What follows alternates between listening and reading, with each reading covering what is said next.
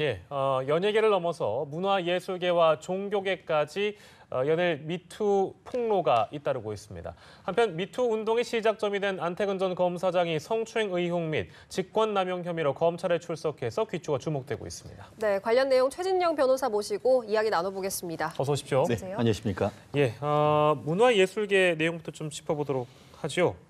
곽도원 씨에 이어서 오달수 씨도 성추행 의혹이 이제 나왔었는데 본인들이 부인을 했습니다. 이런 경우에는 이 관련 조사가 진행이 될까요? 아니면 그냥 이대로 묻히게 되는 걸까요? 그렇습니다. 실질적으로 이미 제기된 많은 부분 같은 경우에는 문제가 제기되니까 스스로 인정하는 케이스가 있었는데 네. 지금 말씀하신 것처럼 그 배우 곽도원 씨라든가 아니면 오달수 씨 같은 경우에는 정면으로 지금 부인했습니다. 특히 곽도원 씨는 즉시 부인을 했고 또 오달수 씨 같은 경우에는 한 10일간의 침묵 끝에 본인이 아무리 곰곰이 생각해도 그런 적이 없다라고 해서 사실관계가 다르다라고 지금 얘기를 하고 있는데요.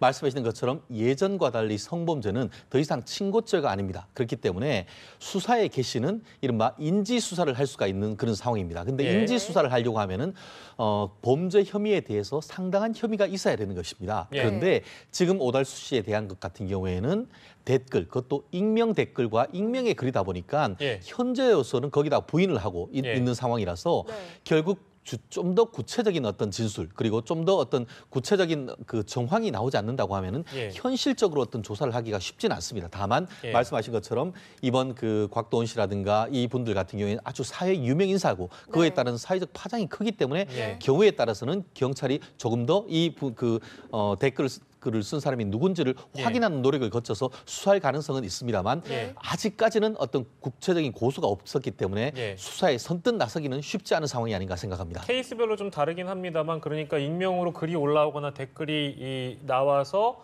어떤 폭로를 하게 된다고 하더라도 육하 원칙에 맞게 어느 날 뭐 며칠 어느쯤에 어느 장소에서 이런 행위가 있었다라는 것이 좀 구체적으로 나와야지 경찰도 이걸 손써볼 수 있다. 이렇게 보면 될까요? 그렇습니다. 실질적으로 투서는 굉장히 많습니다. 특히 선거가 있고 하면은 여러 투서가 있는데 그 투서가 상당히 신빙성이 있다라고 한다고 하면은 내사를 거쳐서 그 문제가 됐을 경우에 추가를 조사를 할 수 있겠죠.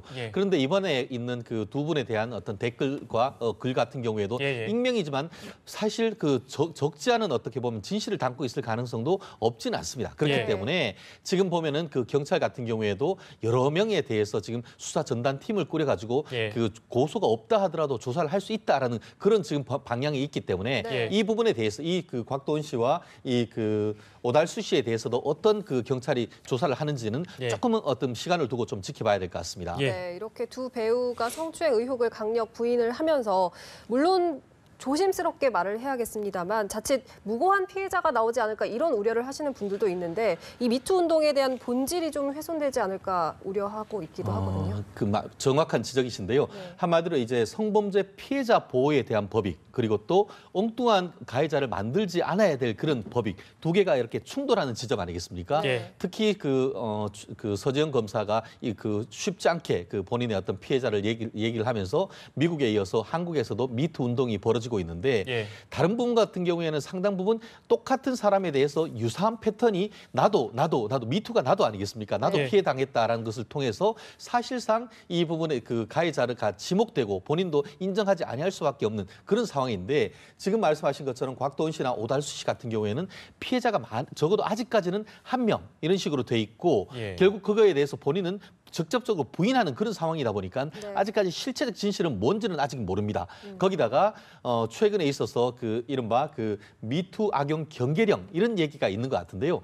큰 흐름에는 미투의 흐름이 법조계, 문화계, 연극계로 계속 이어지고 있습니다만 그에 따라서 그것을 이른바 좀 편승해서 악용할 수도 있는 그런 여지도 있기 때문에 결국 실체적 진실, 본인이 의혹이 벌어졌을 때 그것을 미안하다라고 자백하는 그런 사람도 있는 반면에 정말 그게 진실이 아니면은 진실이 아니라고 본인 스스로 밝히려고 하는 노력 그 가운데서 실체적 진실은 또 드러날 수 있기 때문에 말씀드렸듯이 큰 미투의 흐름은 이어지되 어떻게 보면 부작용은 최소화할 수 있는 그런 나름대로의 어떤 사법적 잔치 필요한 것이 아닌가 생각합니다.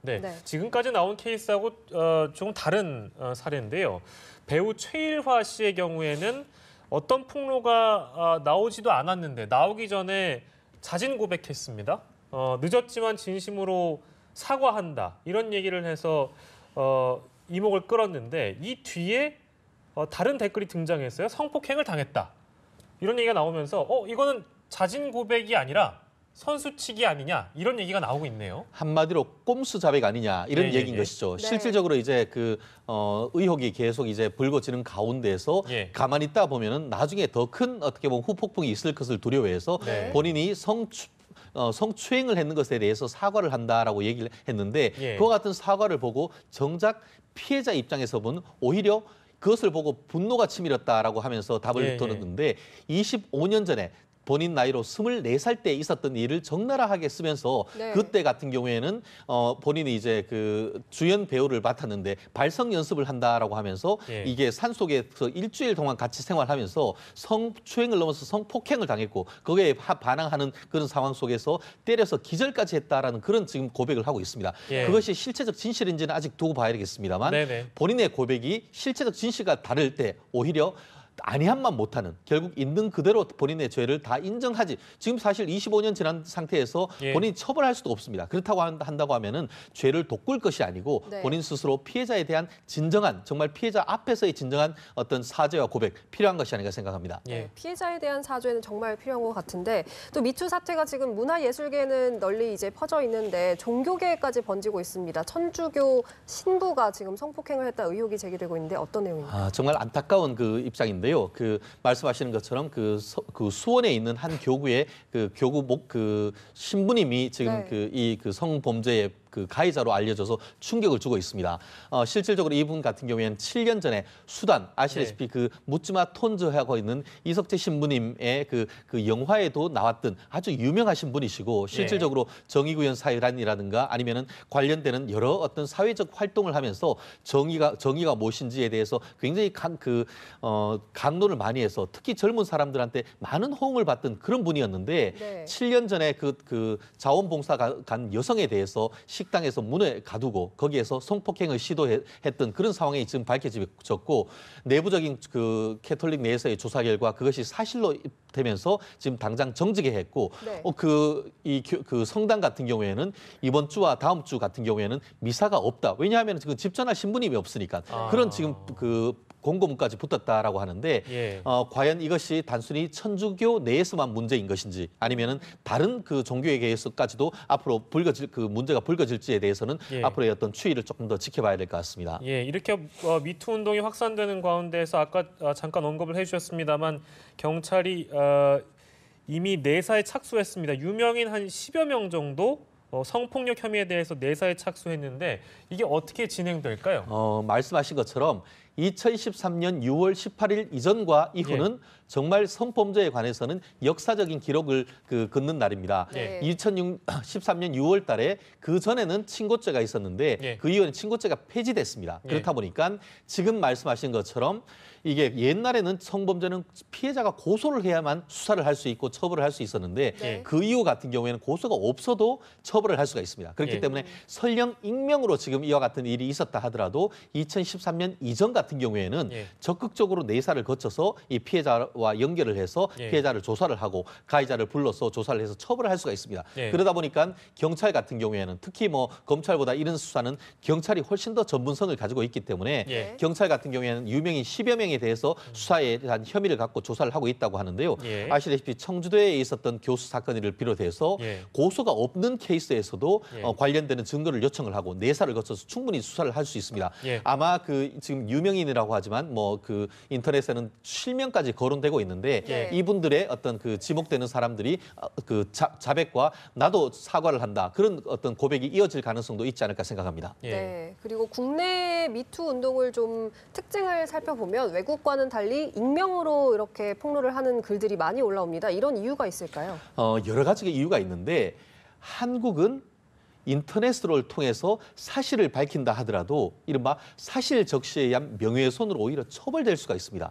오히려 네. 피해자이면서 밝혔을 때 본인이 처벌될 수 있는 그런 부분이 있기 때문에 그게 사실이더라도요. 그렇죠. 이른바 사실 적시에 의한 명예훼손 같은 경우에도 예. 그것이 처벌될 수가 있습니다. 그러다 보니까 적극적으로 본인이 이름을 내고 또 그 가해자 이름을 내기가 어려운 점이 있습니다. 그 반면에 미국 같은 경우에는 네. 그것이 나중에 어떻게 보면은 민사상 손해배상을 할지언정 형사적으로 이런 명예훼손을 처벌하진 않습니다. 이른바 그 표현의 자유 때문에. 그렇다 보니까 우리나라 같은 경우에는 문제를 제기한다 하더라도 인터넷이나 이런 것을 통해서 적극적으로 본인의 이름과 가해자를 이름을 밝히기가 어려운 그런 구조적 한계가 있습니다. 네. 그렇다 보니까 이른바 사실 적시의 명예훼손 같은 경우에는 폐지하자라는 논의가 그런 부분에서 이루어지는데요. 예. 더불어서 여전히 미국보다 한국 같은 경우에는 여성이 그 마이너로서 이 문제를 제기를 했을 때 오히려 2차 피해, 본인의 명예가 훼손되고 저 사람이 그럴만 해서 그랬지 하는 그런 어떤 피해가 있을 수 있기 때문에 네. 여전히 아직까지도 익명을 통해서 하는 것은 결국 외국에 비해서 여성의 지위가 상대적으로 낮다라는 것을 간접적으로 보여주는 부분이 있는 거기 때문에 네. 이번 미투 운동을 통해서 이 부분이 상당 부분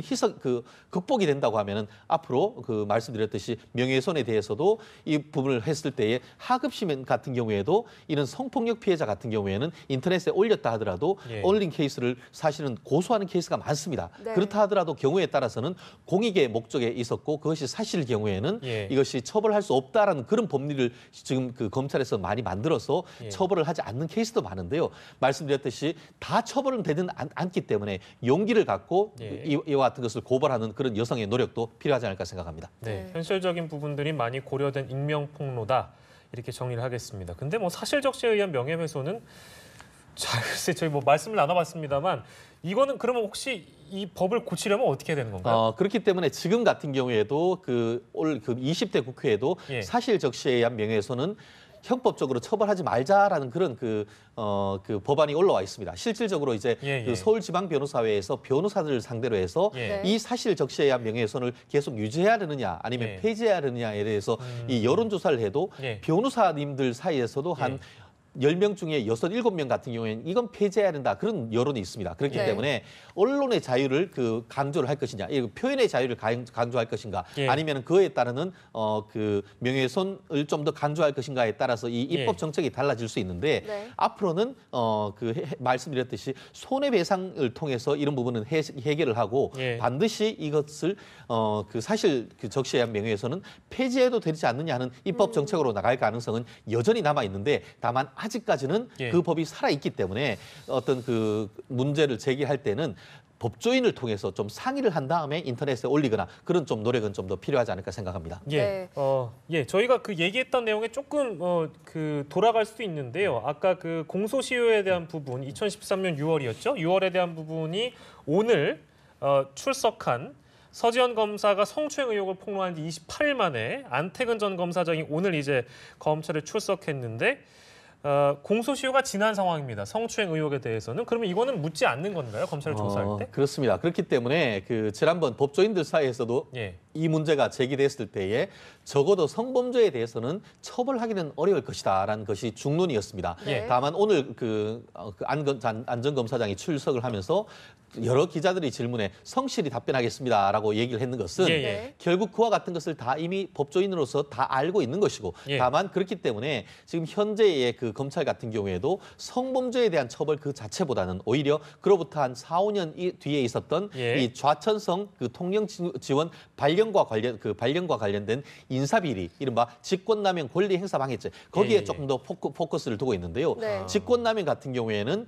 공소시효가 7년입니다. 그게 2015년에 있었기 때문에 여전히 그 부분에 있어서의 어떤 좌천성 인사에 고의적으로 개입했는 의혹이 있다라고 한다고 하면은 예. 그런 부분으로서의 처벌할 가능성이 있고 그리고 말씀드렸듯이 성범죄로는 처벌할 수 없다는 사실 자체는 안타까울 수 있겠지만 네. 그와 같은 연장선상에서 이와 같은 직권남용을 벌였다는 사실이 입증될 경우에는 예. 다른 범죄보다 처벌할 수 있는 강도 면에서는 높아질 수 있습니다. 그래서 죄명은 다르지만 만약에 직권남용이 인정될 경우에는 예. 그 처벌 수위는 상당 부분 올라갈 수 있기 때문에 네. 안 전 검사장이 이 부분에 대해서 어떻게 지금 변명을 할지 그리고 이미 이 부분에 있어서는 그 당시에 법무부 검찰국에 있어서 검찰이 압수수색을 했습니다. 한마디로 예. 안 전 검사장 때문에 법무부 검찰국이 압수수색을 당했는 어떻게 보면 굴욕을 겪은 그런 상태입니다. 그 네. 압수수색을 통해서 어떤 인사 자료가 나왔는지 이 예. 부분에 따라서 그 비위가 인정된다고 하면은 안 전 검사장에 대한 처벌도 가능할 가능성이 높지 않을까 싶습니다. 네, 뭐 말씀하신 대로 직권남용 의혹이 만약에 사실로 밝혀지면 어떤 처벌을 그럼 받게 되는 건가요? 그렇습니다. 실질적으로 지금 그 말씀드렸듯이 블랙리스트나 지금 그 이번 그 박근혜 전 정부에서의 블랙리스트 그것이 직권남용 권리행사 방해죄인 것이고 네. 그런 부분과 관련해서 김기춘 그 전 비서실장이라든가 아니면은 우병우 전 수석 같은 경우에도 2년 6개월형 내지 4년형 정도를 받고 있습니다. 네. 결국 이 부분에 있어서 성범죄와 관련되고 그걸 은폐하기 위한 시도였다라고 한다고 하면은 적어도 그 징역 2, 3년 정도의 실형도 가능한 부분이기 때문에 네. 과연 이 부분이 그 인정될 것인지 실제로 말씀드렸듯이 이 부분이 사실 입증하기가 쉬운 건 아닙니다. 성범죄가 있었던 때로부터 한 5년 뒤에 그 부분이 있었다는 것이기 때문에 예. 아마 안태근 전 검사장으로서는 상당 부분 또 할 말도 많을 겁니다. 결국 그 부분을 어떤 식으로 검찰이 실체적 진실을 밝혀낼지 그 부분에서 만약에 유죄가 인정된다고 하면 말씀드렸듯이 적지 않은 실형이 예상되고 다만 한 5년 이상 지난 상태에서 과연 이 평검사의 인사에 개입했겠느냐 이런 부분에 있어서 항변이 받아들여진다고 하면은 전혀 처벌되지 않을 가능성도 있기 때문에 예. 오늘 검사 수사 결과 어떨지 아마 많은 국민들이 궁금해하실 것 같습니다. 예, 자, 뭐 이렇게 연일 사회각계에서 미투 운동이 거세지고 있는데 뭐 정부 차원의 대응안도 좀 필요해 보입니다. 어떤 움직임이 있습니까? 그렇습니다. 이미 검찰 내의 문제 같은 경우에는 동부지검 검사장 조윤진 검사장을 단장으로 해서 예. 진상조사 및 피해 회복을 위한 조사단이 꾸려졌고 거기에 10명이 넘는 검사들이 투입돼서 정말 전수조사를 하고 있지 않습니까? 예. 결국 그거를 필두로 해서 문화계 그 외에도 많은 그 부분들이 이어지고 있는데 아마 사적 영역 같은 경우에 모든 걸 다 할 수는 없죠. 그렇지만 국민의 세금이 들어가서 지원이 되는 단체와 관련되는 예. 분들의 어떤 그 연출가라든가 그런 부분이 있다라고 한다고 하면은 저 개인적인 입장에서는 또 다른 지역에 또 다른 어떤 기구를 만드는 것보다는 예. 오히려 조 검사장을 필두로 한 이 피해 회복 및 피해 진상 조사단을 확대해서 예. 이와 같은 유명 인사 내지 영향력 인사들에 대해서 그 종합적 컨트롤 타워를 통해서 예. 거기에서 이와 같은 일들을 종합적으로 처리하는 것은 나름대로 효율적이고 어떻게 보면 신속한 처리를 가능할 수 있게 하는 한 방법이 아닐까 생각합니다. 예. 네, 알겠습니다. 오늘 미투 운동과 관련한 다양한 점 짚어봤는데요. 지금까지 최진영 변호사였습니다. 고맙습니다.